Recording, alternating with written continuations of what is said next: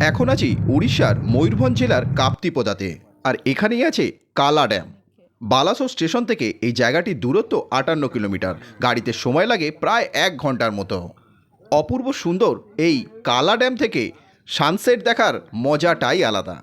আর এখানেই পার্কিংয়ের সামনে এক দাদা চানা বিক্রি করছিলেন। শাল পাতা এটা।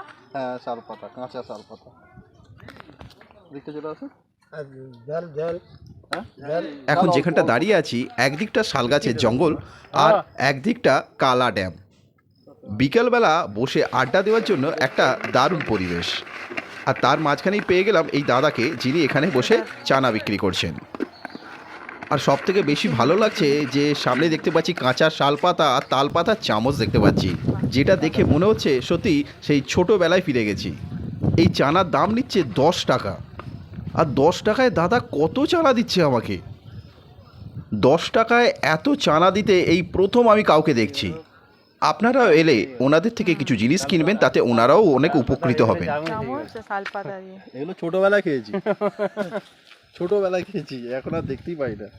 ছোটোবেলায় যখন স্কুলে যেতাম এরকম শাল পাতা দিত, মানে সেটা শুকনো শাল পাতা, আর তার সঙ্গে তাল পাতার এরকম চামচ। এখন আমাদের ওখানে শুকনো শাল পাতা ফুচকা দেয় অনেক জায়গায়। এখানে তো মিলে যায়, এখানে কাঁচা কাঁচা এখানে কাঁচা কাঁচা শুকনো সব আছে। ওখানে শুকনো শাল পাতা থালাও হয়। উড়িষ্যাতেই বেশি পাওয়া যায় কাঁচাটা। ওখানে শাল কারণ কেওনঝড়ে একবার ছিলাম, ওখানে ওই রকম কাঁচা পাতাতেই সব কিছু দিচ্ছে। কেউঝর হ্যাঁ, কেওনঝড়ে। হ্যাঁ হ্যাঁ। বেশ সুন্দর লাগছে চানা।